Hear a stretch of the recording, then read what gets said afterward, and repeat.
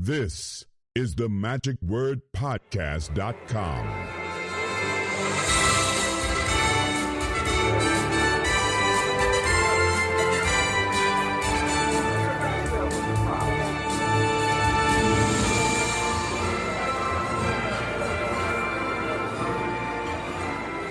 Good morning. Scott Wells here for the magicwordpodcast.com, and it is day two that's kicked off, the official full day two. You've heard really the pre-convention activities and day one with the report that came in yesterday. And now we're in the coffee shop just kind of talking a little bit about what's been going on and yesterday and Sunday. And I thought you'd like to hear it from one of the registrants then as well. Here's a friend of the Magic Word, Matthew Alexander. Hey, Matt. Good morning, Scott. Good to see you. And good seeing you then as well. I am looking forward to having some bacon eggs here. I'm getting kind of hungry already. But so tell me, we were just talking about Charlie Fry, and you were saying anything Charlie does. What were you saying? Oh, I just love anything he does. I mean, the pandemic was a horrible thing, but when he was putting out that regular content, I just ate that up. And he's funny and talented, and you and I were saying his, thank you very much, his your orange juice is funny. Fabulous. His knowledge of magic history and technique and everything is stunning. It was just a joy to watch him yesterday. Yeah, I've always been a fan. I was first introduced to him many years ago because I was booking some talent for the Texas Association of Magicians convention. And Stan Allen, I was a convention editor at the time for Magic Magazine, and Stan said, "You ought to consider booking Charlie." And I said, "Charlie who?" And when he came to the convention, it's like, man, I don't know where I've been, but our paths haven't crossed, but it's kind of like he's one of my favorite guys also. Very good lecture that he gave then yesterday, too. What was the other lecture or session that you saw, focus group? Did you see John Bannon? Yes. Okay. Yeah, I went to John Bannon, and I am familiar with some of his publications, but I'd never actually seen a lecture or seen him in person, and so I thought that was great. He presented some really solid material, and another great lecture, and just a great first day. The show in the evening was fantastic as well. I did the close-up experience, which I'm sure will end up being a highlight when everything's all done. And the main stage show last night I thought was fantastic. So it really was from start to finish, all the way through. The one fellow whose name I can't pronounce is a French name, who I think is going to be in one of the focus groups today, was a FISM winner, Grand Prix winner. That was just a treat. It was honestly, it was almost like watching a little special effects movie, but a live stage presentation. It was funny and engaging, and explain exactly what that was. It seemed, first of all, kind of like a vignette. Someone said it seemed like, not that it went on too long, but it was longer than your normal competition act, so it's like he had expanded this to a full, well, I'd say kind of a show. It was probably about at least 12 minutes of the show, maybe 15, and I could have gotten more of this. I mean, but explain kind of from your perspective what the act was.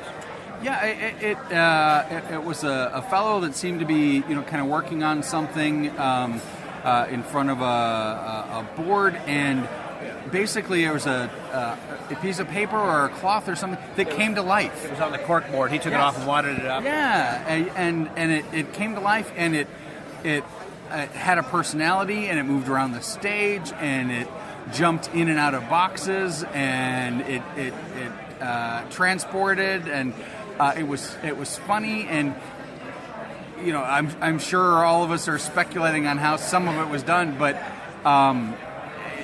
you didn't really care because it was just so much fun, and you saw animations of a style and quality that I'd never experienced before, and like you said, it was more than just a little vignette. It really was I think it went on longer than 12 minutes. It was great. I absolutely loved it.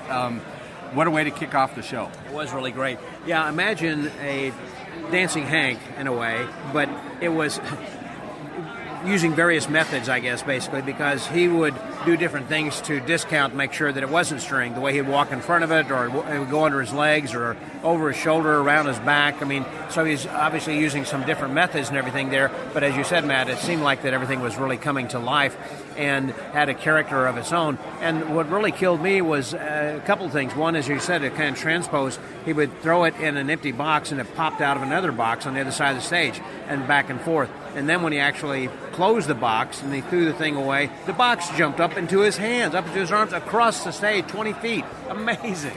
Yeah, it was spectacular. I grinned through the whole thing, and I would love to watch it again and again. I'd like to see it in the wings, just to appreciate it from a whole different level, about all the mechanism. I mean, that's not something he just walks on stage with a deck of cards and does, enact. I mean, that takes a little setup. The other one, I like the lady that was the juggler. She had a really pleasant personality, and her smile and her eyes, her choreography and everything. It was just one of the best juggling acts I've seen. Yeah, we've seen her at the Castle a few times, and so I was delighted when I heard her name and she came on stage. And it's a great act. It's fun. It's a little cheeky, and the way that she ended it with the straitjacket routine and the song, I thought was that's not something that I remember from her Castle act. But she's fabulous. I was really glad to see her included. Yeah, it was a great day to kick off. Someone had said to me yesterday, this doesn't seem to have the excitement or luster the one that Magic Live had last year. And I said, I don't agree with that. I think, first of all, we had a great kickoff with every activity that happened. But I'm wondering if perhaps this gentleman who has said that to me perhaps might be referring to the fact that we were just coming off of COVID, and everybody, for the first time in 2 years, were able to see each other, shake hands, hug each other, have some face-to-face conversations instead of Zoom. And so it did have a little bit different kind of energy because of that, which we'll never have again, any convention. I think it just happened to be that particular year. But as far as the rest of the talent, I don't think he was diminishing the talent that was on, because, my gosh, what a way to start day one. Yeah, I would agree with that, I think. To me, last year's, aside from being at a different time of year, which was it was in May, that's right. Yeah. But I do think there was a little bit of a different energy of just being able to be at a convention. Yeah. Honestly, there's from what went on at the convention, I remember having a great time, but there isn't anything that necessarily jumps out as a recollection. I think, the last night's show is going to stick with me for a while. And like I said, I just seeing Charlie in person. I have seen him at the Castle before, but it's been quite a while. Yeah. And to me, I think this has been a great first day. And if it even just keeps up at this pace, I'm going to be thrilled. If it goes up from here, good Lord. So, yeah. Well put. That's a good recap over there of what happened yesterday. Well, Matt, always good to see you. Thanks very much. My pleasure, Scott. Good to see you, too. Thanks. Thank you very much also for becoming a friend of the Magic Word, as you have been for over the years. And also I want to welcome a new member or friend of the Magic Word, and that's Mark and his name is Mark Matsumoto. Thank you very much, Mark, for your patronage, I should say donation, then also to the Magic Word podcast. And for anybody else who happens to see me while you're here at Magic Live and are listening to this in real time, I certainly would appreciate if you want to just give me a cash donation while you're here, that you don't necessarily have to pledge, although that's always wonderful. So I know that what I've got coming in from month to month that helps defray our different expenses that we have associated with the convention, or I should say the podcast, which includes attending these conventions and staying here, travel, et cetera, et cetera. So thank you guys very much, and thank you, Matt, again for your help, and I look forward to a great convention as we continue into day 2. That was Matt Alexander. Scotty out. We are waiting in line for the morning show here, which is going to be the general session, and I don't know what's going to be going on. We spoke with Juliana Ng on the first night. She said she was going to be the host on day one, but I don't know who's hosting today. So it'll be also going to be a surprise, and will be unfolded soon. But I'm right here now with a couple of people whose voices you've heard perhaps on the previous episode. If not, why not? You should go back and listen to these guys. I entitled it Toes in the Sand with the Zubricks. There's Chris Zubrick. Chris, how you doing? Hey, how you doing? And Ryan. Hello. So good to see you guys. So you come all the way from Florida, St. Petersburg over here, to the convention, and you're hanging out, seeing some shows as well as the convention? That's right. So we're dark this week, and we decided to come out here to Vegas to Magic Live. This is our second only time to Magic Live. We were here 4 years ago, had a fantastic time, and wanted to come back and check it out again. Are you sticking around for another day or two, or are you going to go back and work? We have to get back to shows on Friday. We have 2 shows on Friday and 1 on Saturday and Sunday. Well, that's one of the cool things I think about this particular convention, and one of the reasons that Stan has it during the weekdays, because it does encourage people like you and Ray Anderson and other people like Esther's Follies who are working on weekends, and that way they come during the weekday and hang out, and see this convention. Absolutely. I mean, it's the who's who of Magic here right now, and we're just we're really enjoying meeting new people and you seeing two old people friends. are part of the who's who also, the glitterati of the Magic, I think. So. Thank you. That's too kind of you. Yes. Well, I mean that sincerely. It's an honor to be your friend. So, how's the show going, by the way, then at the theater? It's tremendous. It's far exceeded our expectations. We've enjoyed every minute of it. Yep. It's a labor of love for sure. And Ryan, tell me about Oliver. I understand he's part of the show now. He is. He's starting first grade this week, and he swings into the show whenever he wants to. He has his own little act, and he was on the news the other morning. Really? So, yes. Was he doing a trick or just He talking? did, yes. Okay. No, he did a trick. What did he do? He has a small little square circle prop that he pulls some things out of, stuffed animals and some of his stuff, so it's cute. That's cool. So I'm sure he's got to be pretty popular. I'm sure people probably, by the videos you were showing of him before, saying you need to put him in the show, and you finally did. Yes, we did. He enjoys it.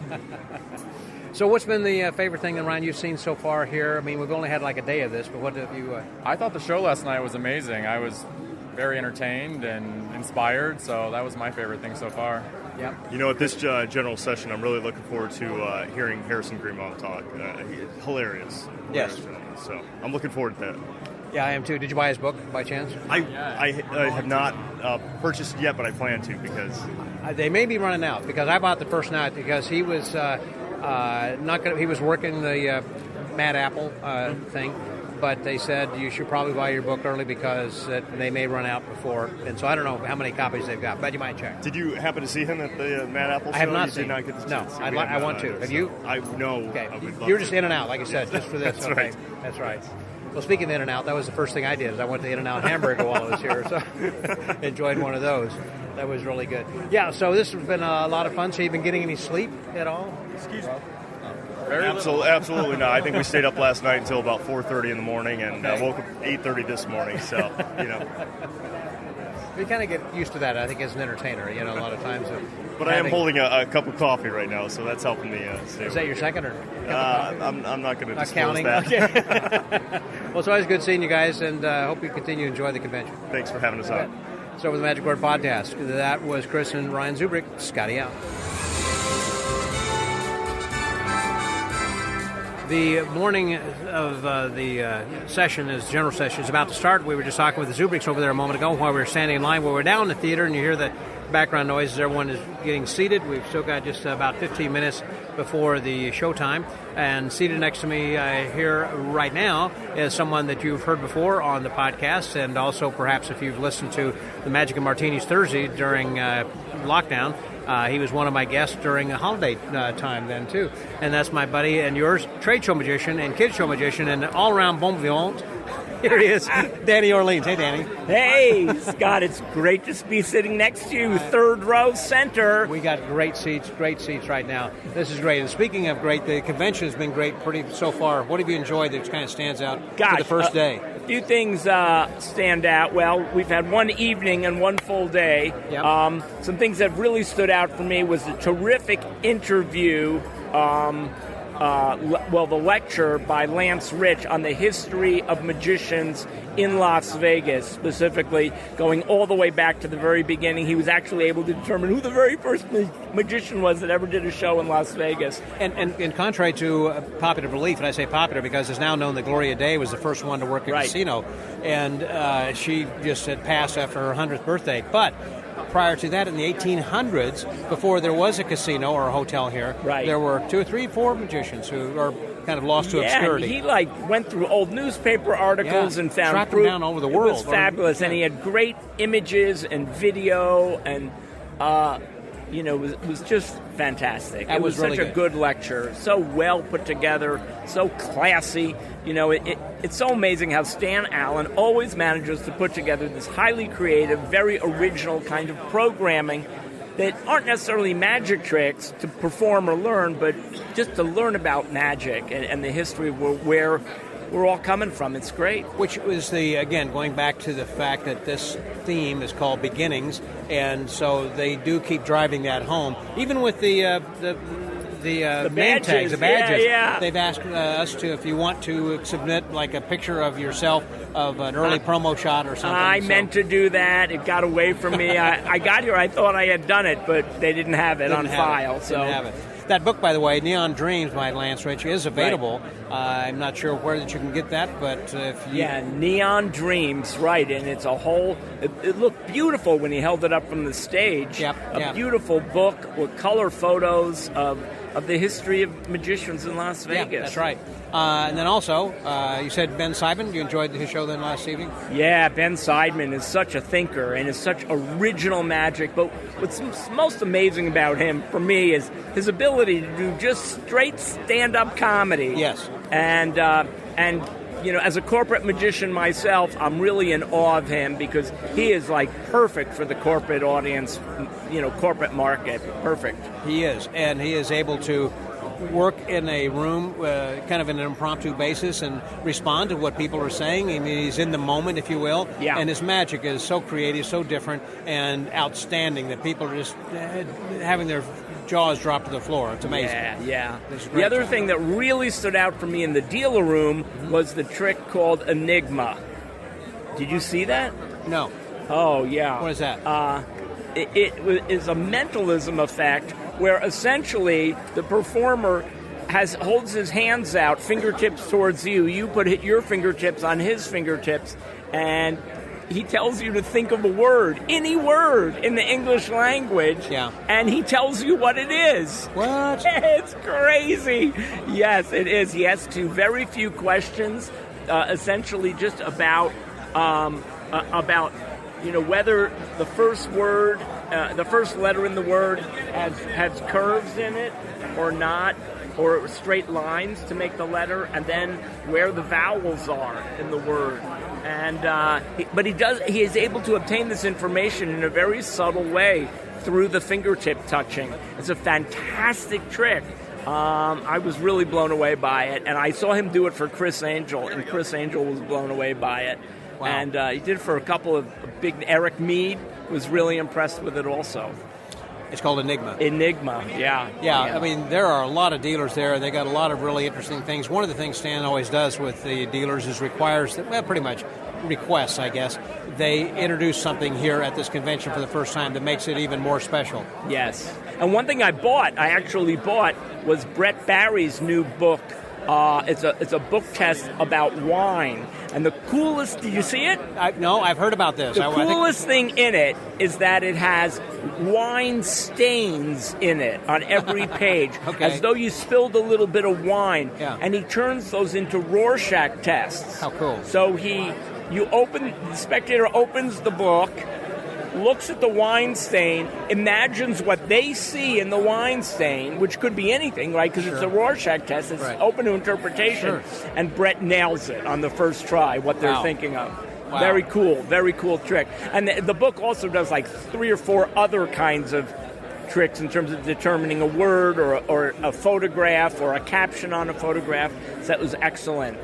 What was that trick called, the book test? I love a good book test. Wine in Mind, I think is the name of the book. Brett Barry. Yeah, I saw him at the airport when we were waiting for our Uber, and he was talking about this and said, "Oh man, you got to come." It sounds fantastic. So it is. I just haven't had a chance to get around. When I've been in the dealer's room, I've been doing this on the podcast, just talking to people. Yep. As I've been kind of walking around. It's hard to walk down one row without seeing so many friends. Yeah, that's the best thing about Magic Live.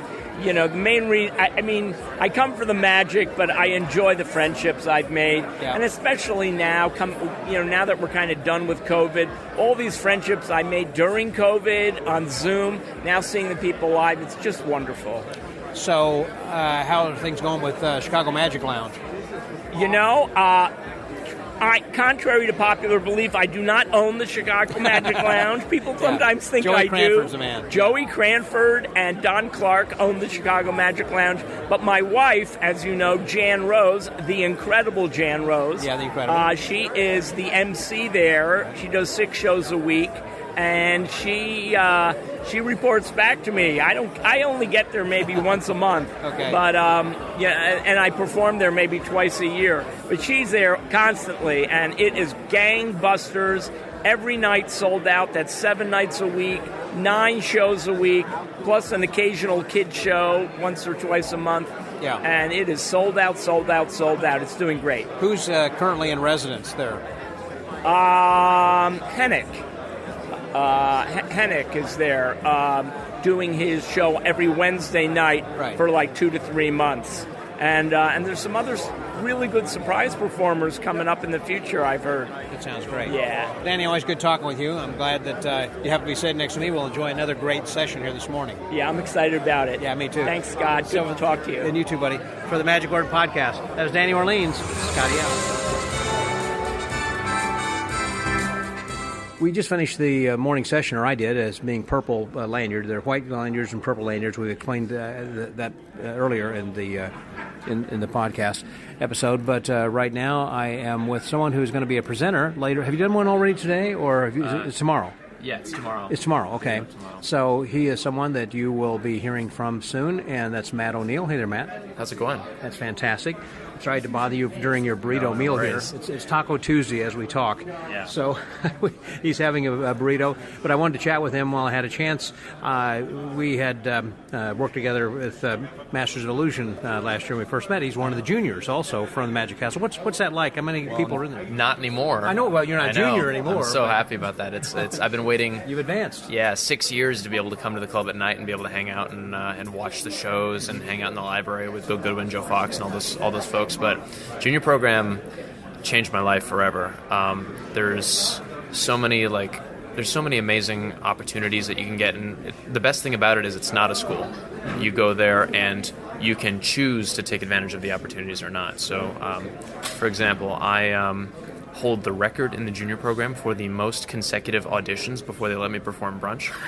Okay. And so I actually have kind of a funny story about it. Well, let's hear it. That'd be good.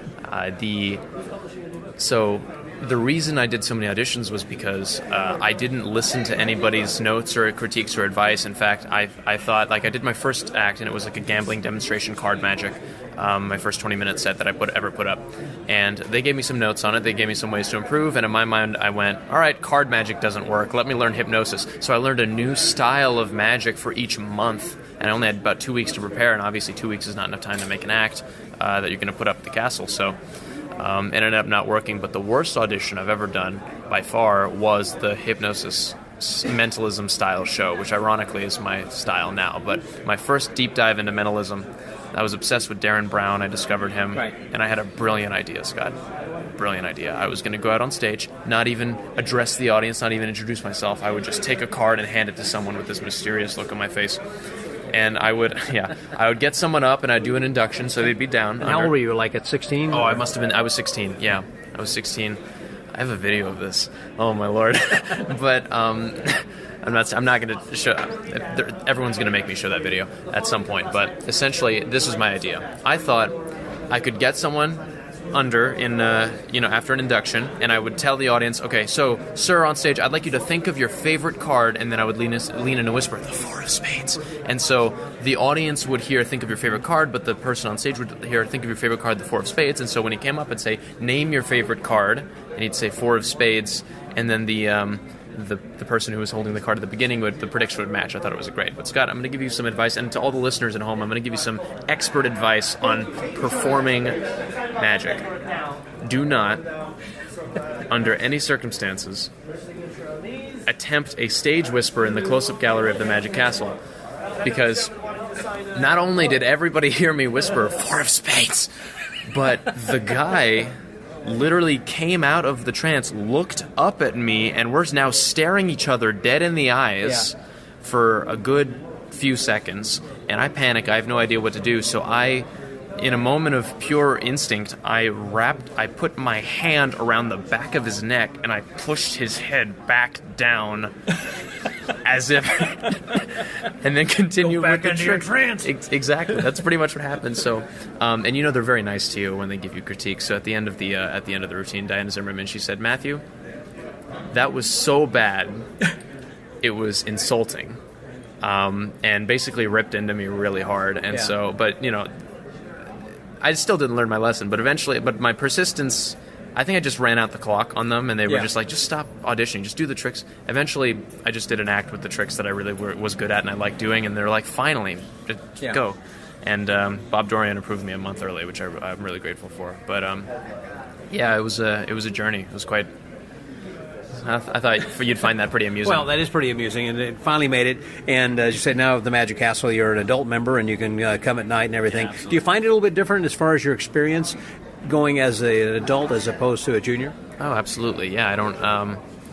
well, as a junior to go at night, you have to wear a white button. The bartenders won't serve you. I don't drink alcohol anyways, but it's nice that I can... before I turned 21, I used to have my own... it wasn't my show, but I was the quote-unquote ringmaster of this circus show in its dinner theater, and I did my own illusion number. And the show was from 9 p.m. to 10 p.m. on Saturday nights, and after 10 p.m. I'm like, I wish I could go to the castle right now, but I couldn't because I was underage. So eventually when I turned 21, it's just nice to be able to finish up a gig and then have somewhere to hang out because you're still adrenalized from the gig. Right. So it's nice. Well, there's so many things I'd like to talk with you about, and I wish we had time, but we're kind of going on around and flitting about the conventions and just having some quick chats with people. One thing I wanted to talk with you about is, since you're going to be a presenter, which is unusual, I don't think we've had many people of your age who have given presentations, and you're going to be talking about memorizations, name memorization? Absolutely. It's it's an amazing honor to be able to do that. Rick really gave me a great opportunity here. But talking about name memorization, and I'm going to be doing my memorization act where I'm just going to try to memorize as many names as I possibly can. Thankfully, I'm going to have a half hour to do it, so that's going to be nice.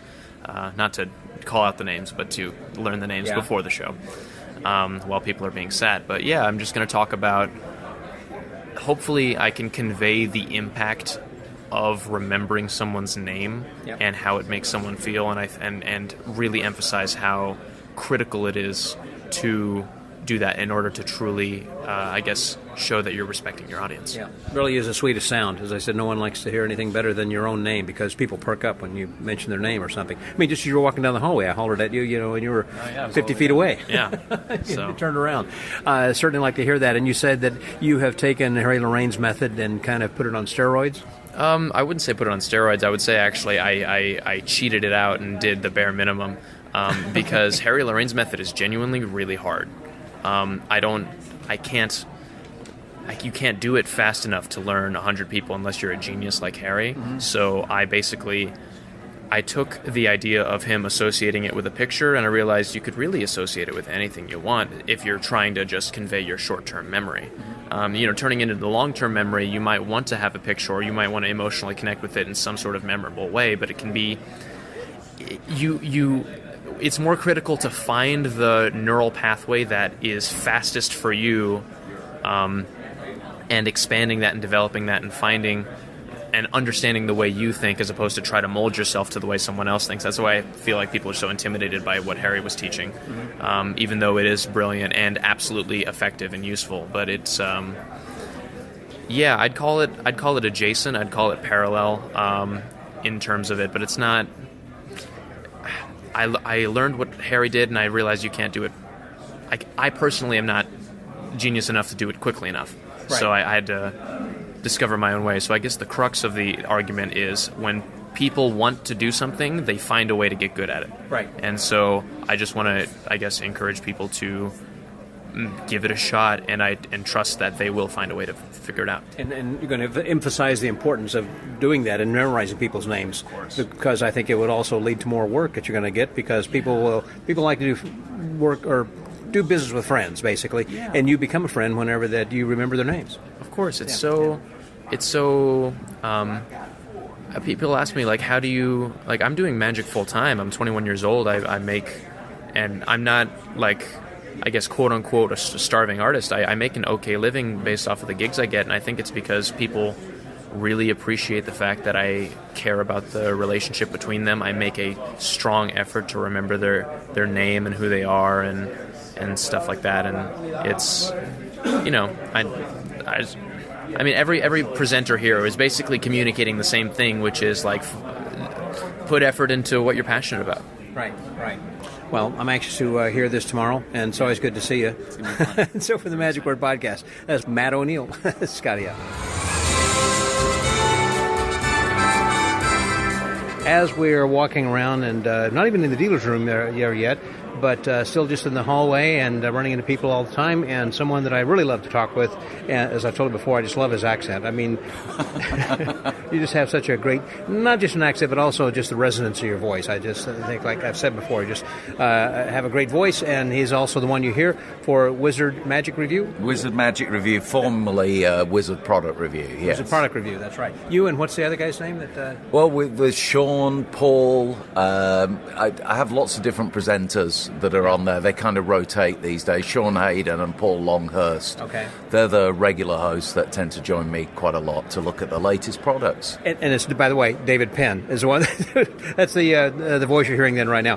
And as I recall also that you had like a Samoyed dog also, didn't you? That's right, yes. Blamo, who was originally on the show, he passed away recently. And I've got a new dog now, Azra. They're both named after illusions. But he is far too naughty. He will not sit on the couch. He will not sit still. We've tried it. It's just not happening. Is he a Samoyed also? Yes, he is, okay. yes. We had a Samoyed. I love it. Yeah. Very gentle, very good-natured dogs. Right. So, you said you came to Vegas a little bit early. You're going to be staying late, or how long are you here? And what have you seen? What did you do before the convention? As soon as the convention finishes, I'm heading home on the Thursday. I have a gig on the Friday night. I land in London, then I have to go straight to a gig, something that's been in the diary for quite some time. And then a very busy Saturday the day after. But I was in town a whole week early, meeting up with friends, seeing so many shows, not just magic shows, but... What'd you see? Probably my highlight of the week was probably Absinthe. Jamie Allen said, "You got to see this show." We were roasted, absolutely roasted by the compere, the Gazillionaire. It was great fun. We were apparently the two gay guys in the front row, and I was the aggressor, obviously. And this was the sort of thing that went on relentless during the show. But it was a great show, just seeing the acts, the immersive aspect to the show, all the acrobats and that kind of thing, so close up. It was brilliant. But I've seen Farrell Dillon, Jen Kramer, Chris Angel, Piff the Magic Dragon. I went to see AGT's show, which had some real highlights, but also a real low, an absolute low for live production shows in Vegas. Really? Celia Munoz with the ventriloquist. She was amazing. Unbelievable. I was nearly moved to tears. Her voice was that incredible as she sang opera whilst doing ventriloquism. This act was just so amazing, Scott. I can't put it into words. I was hoping she was going to be at the convention. Mervant Vera from AGT. He's a really hip, cool magician. He does rapping while he does his set. Okay. But, the real low that I spoke about is, well, the nature of the show. Obviously, it's a show for the populace audience. And I'm sure if you're an AGT fan, you're going to that show, and it absolutely delivers. You're seeing so many of your favourite stars on stage. But their time's limited. But they chose to give time to one act that when it was on the show, it was the Silhouettes. And the Silhouettes are basically dancers. Okay. And they pull down a screen at the front, and the dancers are backstage, and they do the whole routine. I think it was the Greatest Showman, A Million Dreams song that was playing. Yeah. I've forgotten a lot of it because I was kind of angry Trying to while clear it out of your mind. I was kind of angry while I was watching it. But the whole thing was video projection. They weren't live dancers. What? So they literally just played a video with video projection. And the reason I could tell is I use video projection, I know about it, and the silhouettes were pixelated. So if you know anything about real life silhouette, however big it gets, it's never pixelated on the screen. Right. So it was part of the video image. And what was really bad, and a new low, was they then raised the screen at the end of the 6-minute act. Yeah. They raised the screen and in-house dancers were on the stage in leotards pretending they'd just done the act. Wow. And as I put in my Facebook review, there's so many great acts like Celia in the show. Give more time to in-person stars and stop cheating the Vegas audience out of live production. Wow. I've heard of people who are just going to be miming songs or something, and that's one thing. But then actually the whole act's faked. It's a fake act. Wow, that's sad. Well, on this convention, have there been some highlights that you have? We've only really had about a day and a half or so. So, what have you seen so far that knocked you out? Just so many highlights. Just so many FISM award winners as well. The opening act of the gala show, Laurent. Yes. Doing it. It's the first time I've seen it, and people had described it to me before. You were last year, were you, for FISM? No. Yeah. No, I wasn't there. But people had described it to me as like seeing a Pixar movie on stage, and it really is. Danny Buckler. I've known Danny since we were about 15 together, going to like very early conventions. And he compared the show, by the way. He absolutely smashed the gala show last night. Yeah. I've had so many people come up to me, being British, and saying, "Do you know that guy? Who is he?" He's like the talk of the gala show last night. Yeah. Absolutely smashed it. It was a great show. I enjoyed the juggler. Apologies, I can't remember her name. She's headlining at the Cosmopolitan, I think they said. She was fantastic. The Comedy Illusion Act. I felt the show last night, the opening show, was better than some shows that have closed Magic Live. I agree. And to have that kind of a bar they have set right now for the next tonight and tomorrow night, wow. Even if it's equal, it's going to be great. Yeah, and I enjoyed seeing Simon's act in the sessions as well, the general sessions in the morning. Mm-hmm. And Simon did his Grand Prix close-up winning act with the Lincoln car and the ring. Right. Yeah, I really enjoyed watching that. It was just great to be in the room watching it.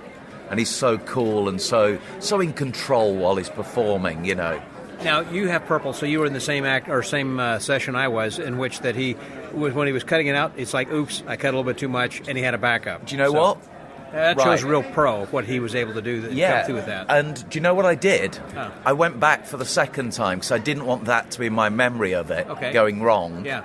And him having, for the afternoon sessions, timed it, and went back in just to see him do it again flawlessly. Yeah. Because I didn't want that memory of it as well. And I could tell he was disappointed on stage, as we all would be. Sure. I've done the general sessions, and it's very high pressured, and you've got people like, when I did it, David Williamson in the audience, one of my idols, and Siegfried was in the audience. Right. And this is terrifying as a magician, no matter how much you've lectured, and you do want it to go absolutely flawlessly. Right. But I went back to see Simon the second time, and I'm glad I did. And the dealers are really great in here this year as well. How many dealers are there? Did you hear, or do you know? I don't know. There seems like, 50, 60 in the room, that'd be my like guess. that? That'd be about 50 or 60. Are you dealer? You have a booth? I know. I never deal at Magic Live. I always release my products at Blackpool. There's no shipping issues. It's a 3-hour drive for me. I work at Blackpool. Blackpool's a working gig for me. I never really see any of the shows. Normally I pick one event to go to. Magic Live, I'm taking the time out, speaking to so many friends. Yeah. And taking the time just to look round the dealers. I'm where you caught me now. I'm heading on in there. That's where we're going. It's one of the first days that it kind of calms down, doesn't it? And you get the time to actually stop and look. But it's so easy to just walk around that place and not actually take anything in you just walk around like There's so many people that you're stopping to get to talk yeah, with. Yeah, and today I'm going to try and make the effort to actually go in and stop. One last question then as we kind of wrap up over here. Because of your Wizard product review, I wonder if you have something that you have seen in the dealers, albeit you just said that you weren't able to really get around because we're talking to everybody else. If there's been something that you have seen that's kind of knocked you out that is either really good or something that's really not. Genuinely, I've seen nothing yet. I haven't had the time to really look around. That's what the next couple of hours is for. Oh, there we go. Okay. I'm heading on in there now. If you want to know what I saw, watch the Wizard Magic review. There we go. And people can find that where? On YouTube or on Facebook, World Magic Shop's Facebook page. But Wizard Magic review is easily findable on YouTube. Please follow. There you go. Thank you very much, David. I appreciate Thanks. it. So Cheers, the Magic Scott. Word Podcast. That was David Penn. Scotty out. Often at conventions, I like to spend a few minutes talking with people who operate some businesses or working in businesses that are nearby the hotel or somewhere in the area, and something that's unique. Well, the Rocky Mountain Chocolate Factory is something that's very unusual, very unique. It is the Rocky Mountain Chocolate Factory, someplace that not only sells chocolates, but also they have candied apples of all different sizes and types. I say all sizes. I guess about the same size, but as you dip them, they get a little bit larger, obviously. So they coat and then recoat different things that are on there, whether they're not only just caramel apples, as you normally heard, but also different things that are dipped in chocolate. So I'm looking at Butterfinger, there's cookies and cream, there's, of course, Rocky Road, apple pie, and cheesecake, M&M. I mean, all different types of chocolates. Apples and or dipped apples, I should say, and also they sell other regular kinds of chocolate. This is here in the Orleans Hotel, right near the elevators when people come in. So, having said all that, it sounds like I'm really doing an advertisement here for Rocky Mountain Chocolate Factory, but in a way I am, because every time that I come to the Orleans, I always make it a point to come by and to get an apple. And rather than chocolates, they have a lot of other chocolates and turtles and millionaires and everything else here as well. So if you got a sweet tooth, you need to stop by here. But first, I thought that we would talk with someone who is the apple dipper herself. This is Sarah. Hi. So this is the Magic Word Podcast, and I just want to talk a little bit about the apples and the chocolate. Do they make the chocolate here at the store, or do they bring it in? They bring it in, and then we melt it, sort of, and then make certain things with the chocolate, but most of it is shipped in, so from the manufacturer. But we make all the caramel apples, we make the dipped Twinkies, dipped Rice Krispie Treats, dipped strawberries, anything you want dipped in chocolate, we can do, or caramel. Could you dip a Snickers bar? Yeah, we actually have Snickers apples, yes, that are rolled in Snickers. But the chocolates that you have already that are out over here, those come this way already. They bring this chocolate that's ready, I guess, right? So the ones you do are basically dipping. Yes. So I see you've got a lot of, what kind of apples are those? Granny Smiths, or what kind of apples? Yeah, we only use Granny Smith apples. Okay. We can't sell them individually. No, some people come and want just an apple, but we can't, so... Everything is got to have chocolate on it. Yes. And caramel. So do you go in caramel first and then chocolate, or just chocolate, or what? Depends on if you want one with just chocolate. I mean, we don't make them regularly, but we have sea salted chocolate ones and then regular chocolate. So it's caramel first and then dipped in our signature chocolate. So you've got both caramel and chocolate on these as well. Yep. Okay. And we also do dipped frozen bananas and dipped frozen cheesecake, too, in milk chocolate. Wow. Yeah. Really? Okay, so you got frozen cheesecake back there that you dip. And they do those in the morning, and then once you're sold out, you're out, or do you make more? We don't make the cheesecake here. The cheesecake gets brought in. But the rest of the stuff, obviously, you're making all day long. Yes. And then how many apples would you say that you go through in a day, roughly? Or in a week, or whatever? Gosh, I don't even know. But per day, I probably do 30, just during the day, and then at night they have their... We're really busy usually all the time. This is kind of a rare thing. To catch you right now, I know. Because we're constantly moving and making things and stocking and run out right away. And then like some of the cheesecake apples and the apple spice and the Rocky Road apples go pretty quick. So Usually there's 2 girls working, but today it's just me. So Well, it's just you. Well, I felt like I had my lunch yesterday, and I was healthy because I had an apple. It was all it was. I had the Snickers, and it was really good. And what I like also is that you cut the apples in as well. So. yes, if you ask for it to be cut, we'll cut it for you. So I recommend that's this way that it's harder to kind of bite into the thing, but if you cut it, you can pick it up and with your fingers. It's nicer on your teeth also, Yeah. so you don't have to like bite down into it. But yeah. Yeah.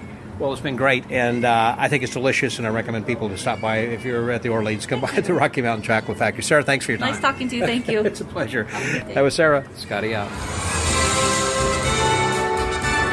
We just left the dealer's room and getting ready then for 2:15. Going to be hearing some of the focus groups, and I'm going to hear Chris Cox here shortly. But I thought we would have a chance to chat with someone who is a local native right now, and here he is. I assume you're still living here right now, Rudy Coby. Hey, Rudy. I am. Yeah, I live here. Yeah, I live 10 minutes away. Okay. And so super close. But I actually got a room for today and tomorrow, the last 2 days of convention. Oh, yeah. Yeah, because getting up there in years, it's a little bit. When I had to be here at 10 on a Sunday. Yeah, it's a 10 a.m. to after midnight convention now. Right. And you don't want to miss the evening shows. You don't want to miss the first thing at 10, and the last thing is at 10 for me. So That's right. So yeah, I was just like, I'm not gonna. It made no sense. Well, I remember you were last time we talked when I was here. Well, it was last June, and you were living with this guy who had. That's right. I forgot his name. Can you tell the story? What was he? Yeah, He was Brian Zembeck, Okay. and he's very famous gambler, and he's the subject of a book called The Man with the $100,000 Breasts. But he was part of a group that stole money from Bally's Casino, hustled. Yeah. So and he's one of the best card men in the world, best second deals, center deals, like you can imagine. But I became an unlikely roommate of his, and he knew Matt King and Jeff McBride, who I grew up with since I was a little kid. And so we became roommates in this beautiful house he owned. He's Matt King's neighbor. So anyway, but I had no idea. He told me he was a magician, but I had no idea he was a guy who basically someone bet him, another gambler, that he wouldn't get fake breasts put in for $100,000, and this is 25 years ago or something, and he did, got the $100,000, and he's kept them in since then for an additional 10 grand or 20 grand a year, and it was just funny because I had no idea when I moved in with him, and but he's a character, you know what I mean? It's like people like Derek Delgadio and Jason England, and he's like legendary card handler. But so for about a year, Anna Rose Einerson and I lived with him. And he's actually been in and out of the country, or doing who knows what.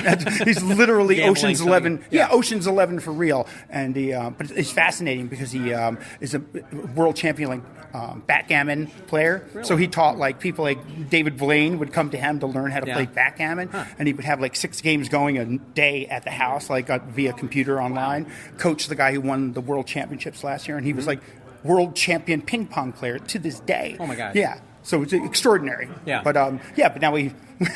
So now you moved. Yeah, we moved to a quieter place. So who's your roommate now? You got somebody, because you had Marilyn Manson before. I mean, you always got somebody interesting. I always, and what's really weird is there's no reason for me to have need a roommate, right? Yeah, because I'm out of the country all the time. You know what I mean? And so I've always had kind of weird, situations. And so I was Marilyn Manson's roommate for about 7 or 8 years, and then this Brian Zembeck, and so I'm living with Anna Rose Einerson, and actually someone sharing a house with a friend of mine, Paul Ebinger. He created this act called the Quiddlers. You can go on quiddlers.com, and they've been in every show I've had for 30 years. A good friend of mine, but they've been on America's Got Talent. So we see Michael Jackson or Elvis small. Yeah. They look like 2 foot versions. Yeah. Okay. So he's an incredible costume designer. Did he work with Kevin James? He wasn't one of those. No. This is fake midgets or fake little people. Okay. That's the M word, I realize, but even though little people actually prefer most of the time. Yeah. I mean, they have a sense of humor. That's funny.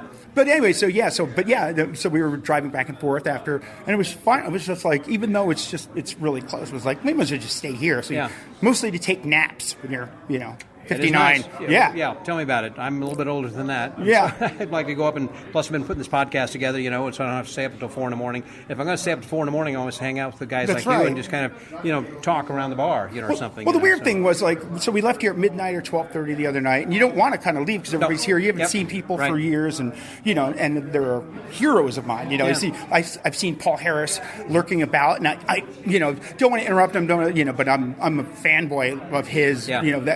He is just like Harry Anderson or Paul Rubens, who recently passed away. Right. Literally, those 3 or 4 guys were the people that kind of made me.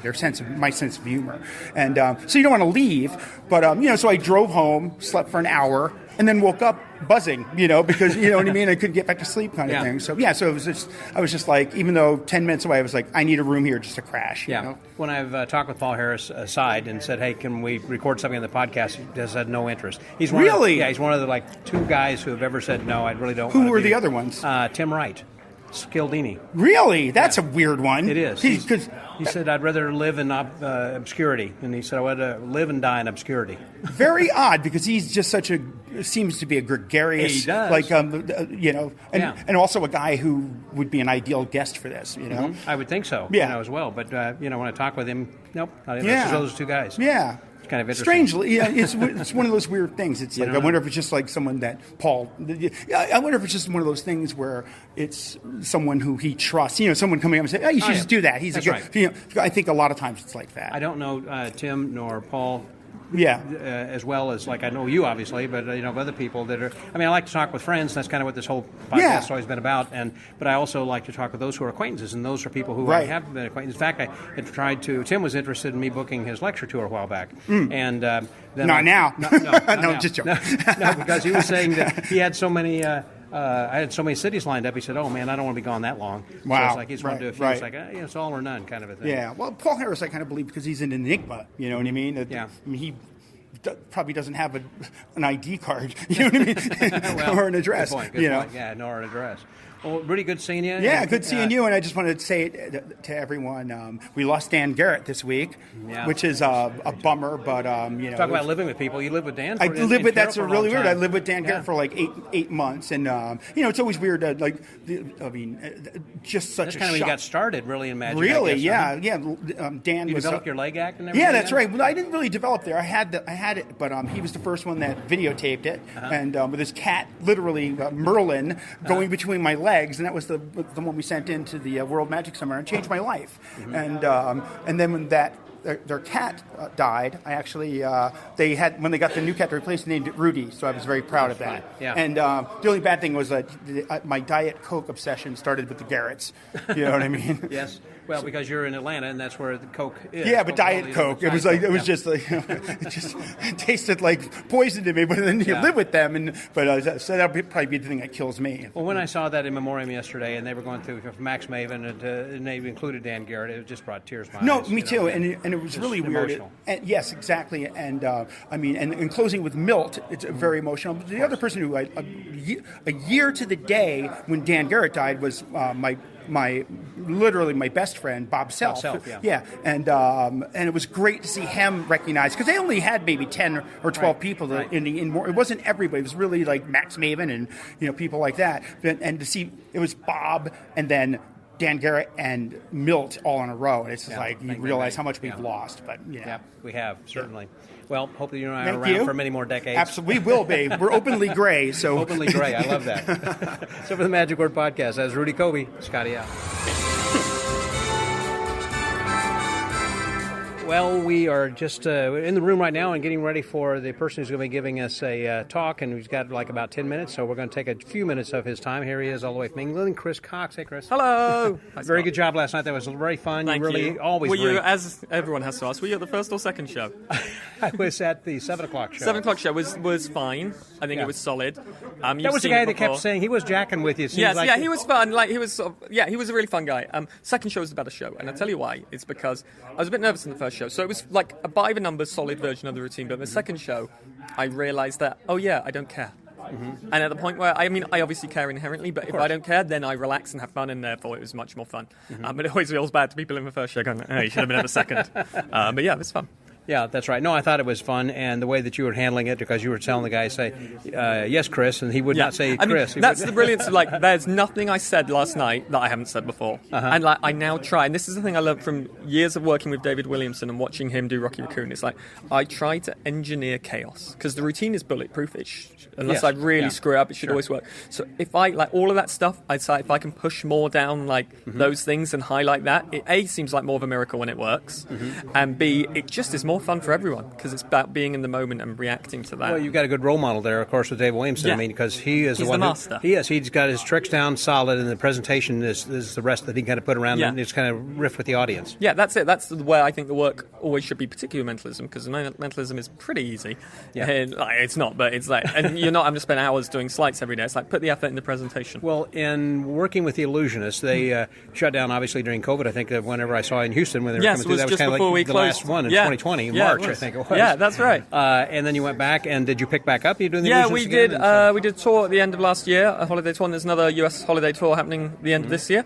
So hopefully people will get to see that, and they might see me. They might see Wes, who's the alternate me, so they might see him doing the act. But there'll probably be one of us will be there. And well, Wes is mentalism then too. Yeah, so Wes Matheson's out of Chicago. He's a brilliant mentalist and magician, and I needed to find someone who could do my act when I couldn't do my act, and we auditioned lots of people, and Wes was amazing. And we find so he doesn't do me, he does him, but he does his version of me. And the act. So it was quite an interesting process breaking. So it he all still down has an awesome powers kind of a vibe. Yeah, still got really? a vibe. He's American. Like he's much more attractive than me, so we had to make him different jokes. But yeah, like we give him some glasses, but it's that thing of like we bring out the geeky of him and his side of him, and then hit the tricks. One of your things was a hallmark. It seemed like, of course, you were licking people's fingers and everything. And still doing it. Still doing it. Stopped for a bit. We had a little break. I did a run in the West End in London during the middle of the pandemic, and I didn't do the licky stuff then. Since then, I bought it back. Okay. I got the jab. I've got double vaccination. I should be fine. Yeah. Well, you've not had COVID? Not to my knowledge. I'm sure probably I did early. In fact, we're pretty sure we all had COVID during the tour. In like early 2020. But you didn't take the test? Well, no, because it was it was sort of like early stage of like... before you even knew. Yeah, it was like, it was basically, it was like, we're all a bit chesty, we've got coughs, we're tired, we've got sore throats.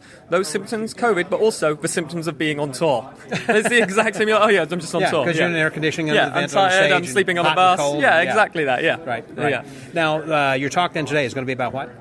It is, the official title is 5 Easy Steps to Star on Broadway, plus 184 much more difficult ones. But in essence, I talk about my journey into finding who I am as a performer and about the creative process and the things you can do to get yourselves to the next level of whatever you want to do. But mainly focus about, I find mentalism inherently boring. So it's like how you can make those things interesting and how you can think different creatively. And hopefully me explaining my journey and telling you some stories which I never share anywhere and talk about stuff I never these have all been I've been quite loose-lipped. If people have questions, I'm quite free to answer them all, but hopefully you learn from the things I talk about and it will make everyone just up their game a little bit. And so the idea is that they can find stardom also, basically. Yeah, or whatever level it is you want to be at, it's about you finding those things here are the things that have got me to where I am. And I think a lot of people don't think about those things and it's feeling have you considered what you're going to do when it goes wrong? Right. It's going to go wrong. And I have 4 things that I do when it goes wrong. And if that one goes wrong, there's another one and another one. Stuff like that and talking through those processes. Backup redundancies, basically. Exactly that. Why do you think that Darren Brown is so successful? Oh, he's the best there is. And I think it's he's not funny like you. I mean, he had a completely different there's a big part of this talk about how I had a thing with Darren and it made me create my version of mentalism, which is as far removed from his as possible. And I'm lucky to call him a friend and he's amazing. And I think one of the reasons he's amazing is he as a performer is a powerhouse. There's no one like him. But also he surrounds himself with the right people. That's true. And I talk about this in this, there's my act went from being an Edinburgh Fringe act to an act which plays 2,000 seats at theatres, and I can put that down to spending a substantial amount of money on bringing Andy Nyman in for a couple of days consulting. And that idea of pay experts to help you get better. It was one of the most expensive days of my life, and I've been to Disneyland. But it was also worth every penny. So I think Darren is a master and would be incredible on his own. But when you surround yourself with people who help make you better, I think that's the secret. Yeah, with Andy by his side. Andy and Andrew and all of that team. And, when he does a show, he brings on directors, brings on designers, all of that. Right. Yeah. Right. Well, I'm anxious to hear that. It looks like like we probably got about 3 minutes There's before barely they're a start seat left, Scott. Look, they're fighting to get it. It's quite good, so you don't tell anyone. But it sounds good. Chris, thanks very much. Thank you, So the Scott. Magic Word Podcast. That was Chris Cox. Scotty out.